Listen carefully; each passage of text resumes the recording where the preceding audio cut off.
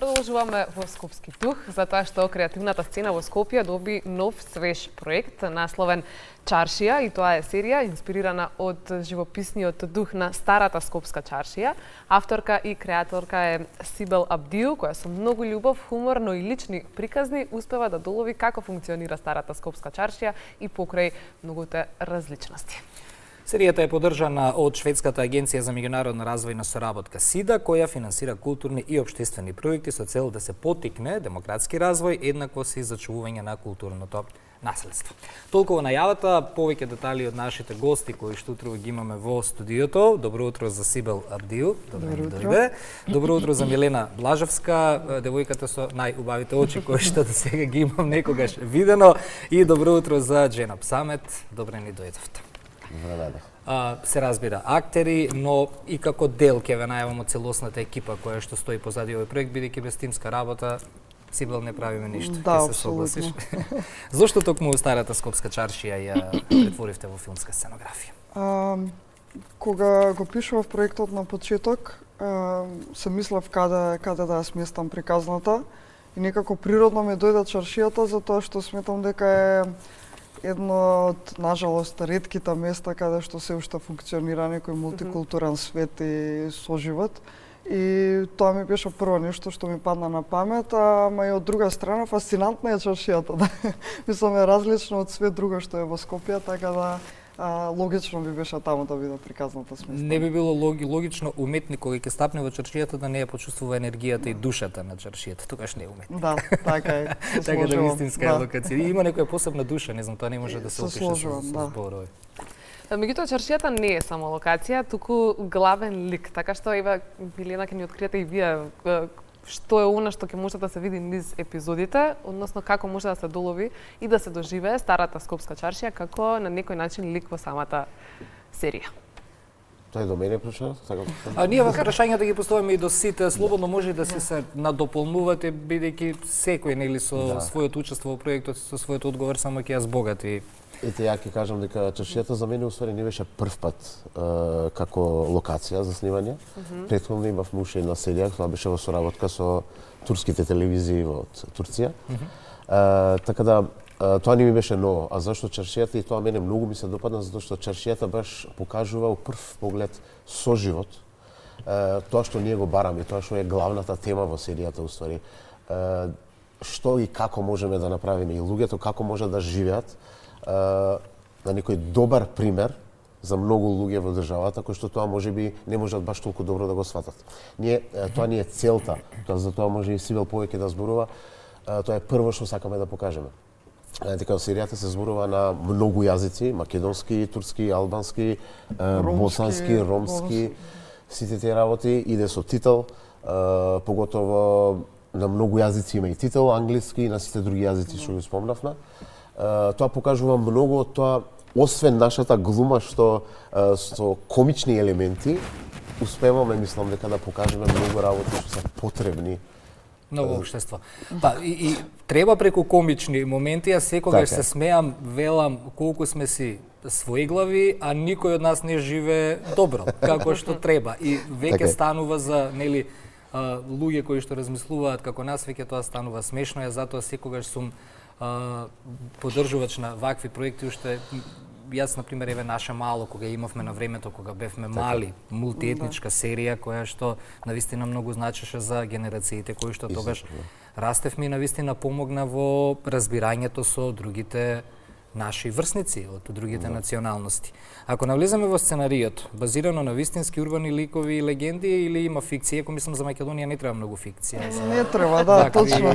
Ние сами по себе сме некоја фикција.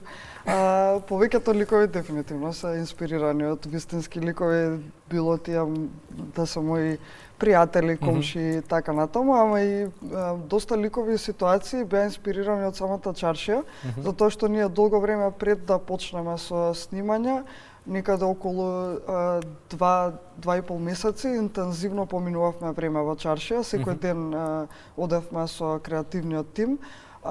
станавме дел од Еснафот, почнавме да се дружиме со нив, превземавме некои од нивните навики и ги пресликавме во серијата, затоа што целта ни беше да биде свето органично и да допре побрзо до публиката. Во серијата исто така гледаме спојна различни генерации на актери, така што како се случуваше и самиот кастинг, кои беа оние главни карактеристики што еве ти сакаше да ги поседуваат актерите кои што ќе бидат дел од серијата? Многу голем дел од актерите јас веќе ги имав на ум што кога го пишував концептот, а некои од нив и тука од сам старт сакав да го направам тој баланс, да кажам, затоа што сакав да го покажам и тој генерацијски јас, да ја обработам како тема. Некои од актерите буквално и успат ги најдовме со кастинг. Една од нив беше и Милена. Милена ние случајно ја откривме во еден кафич кога беше уште средношколка и го земав тогаш бројот и после години се јавив за овој проект и она припати и така испадна нашата соработка. Прво искуство вакво? Да. На ваков голем проект? Општа во глумата. Или прво искуство. Колку се двумеше кога ти се јави Сибел? Па не се сеќавам.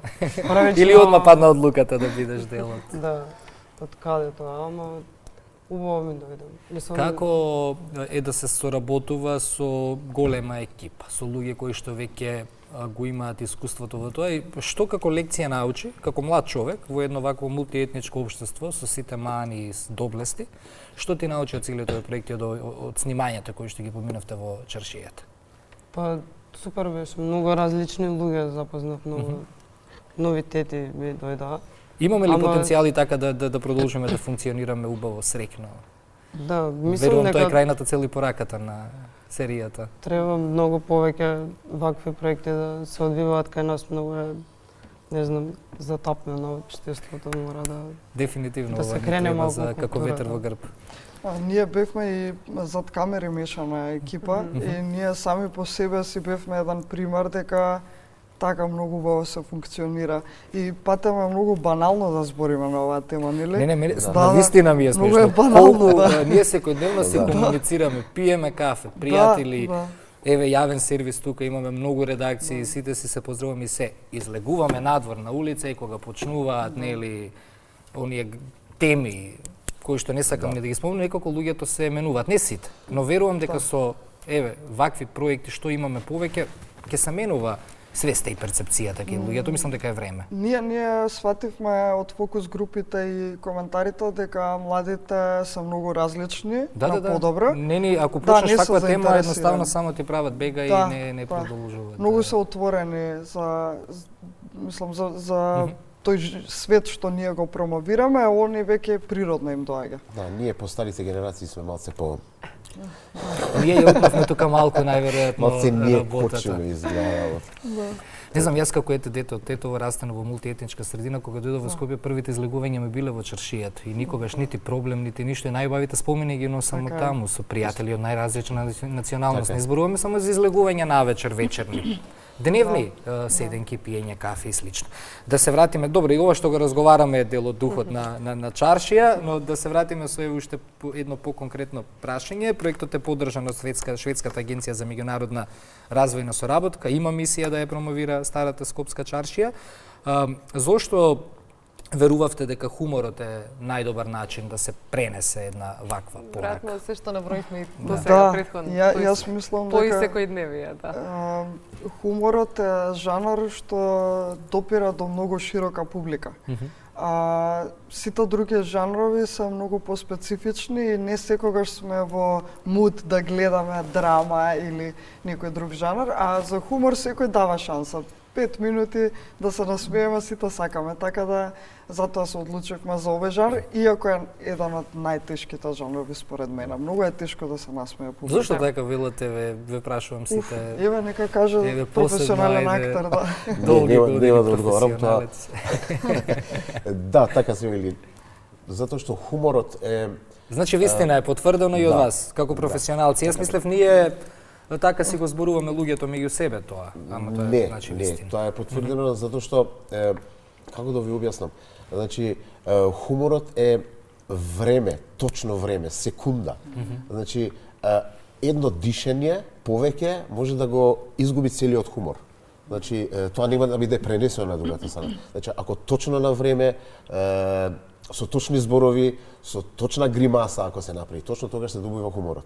Тоа актерите многу не можат да го опишат од тоа што го доживуваат. На сцена, да речеме, се случува, се е подготвено глава, све се знае како ќе се зборува, се пренесува и не се добива реакција. Значи, нешто тука, некој од нас нешто не направи добро и публиката тоа не го доби и не го добива хуморот за да ни возврати со насмевка. А и да замислам колку и актерите се смеат, па треба да се преснимува. Значи, тоа е точноста во хуморот. Дел од предизвиците на снимањето. Така. Специфично е тоа што епизодите се кратки, динамични и подготвени за дигитални платформи, така што ете ги споминавме неколку пати и младите и таа разлика всушност во генерации. Представувате нешто кое што трае со години, е заедништво и дали оваа стратегија што се емитуваат на дигитални платформи е всушност чекор поблиску кон младите да го гледаат ова што го направивте и да се на некој начин чекор поблиску со сега што се случува, иако, како што спомнавте, немаат ниту предрасуди, туку живеат во секојдневието, во нивната секојдневие. Да, таргет групата беа младите, точно они немаат предрасуди, ама они немаат ни трпение да гледаат подолг контент. Така, затоа се кратки, динамични. Да, затоа ја пробавме прв пат во Македонија оваа форма на кратки епизоди од 3 до 5 минути. А на Инстаграм и на ТикТок одат и по 1 минута, уште поскратена верзија, да. Така да, се покажа како успешно, се покажа дека стигна до младите, дека таргет групата ја постигнавме да им го привлечеме вниманието. Така да сега сме на ред ние. Да. Значи направивте и минута и 5. Малку и повозрасните тука да бидат задоволни. 5 минути за повозрасните е малку. Минута за генерација Z. Зашто да не прифаќаме 5 минути, што е ова? Да, немам време ни кафе да си направам. А младите велат 5 минути. Од моето драгоцено време. 30 секунди, дај поближу. Екипо, за крај, прашање до сите. Која е емоцијата што сакате да ја извлечете сите индивидуално од гледачите кога ќе го погледнат проектот?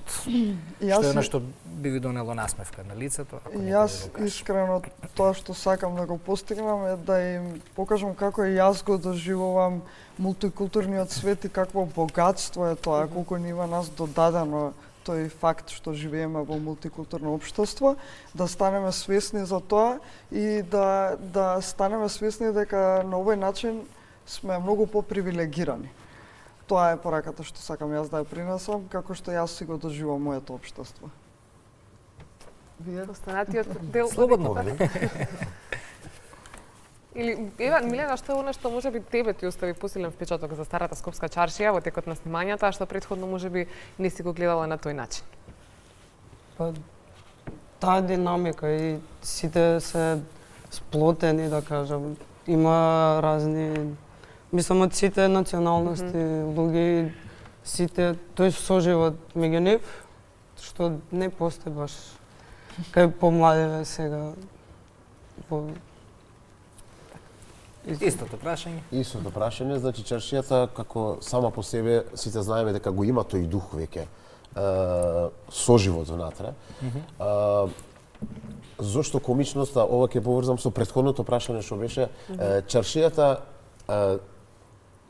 и да се гледа како што си е, стар, наречеме, мојата улога е човек, баш онака стар чаршиски човек, што се вели. Комедијата природно се појавува, ако таков еден човек се спојува со некој млад, кој што е комплетно поврзан со технологијата, а спортивната страна воопшто не е, таму се добива една комичност која што е природна комичност. Чак гледам на сила, тоа не треба и да се пишува.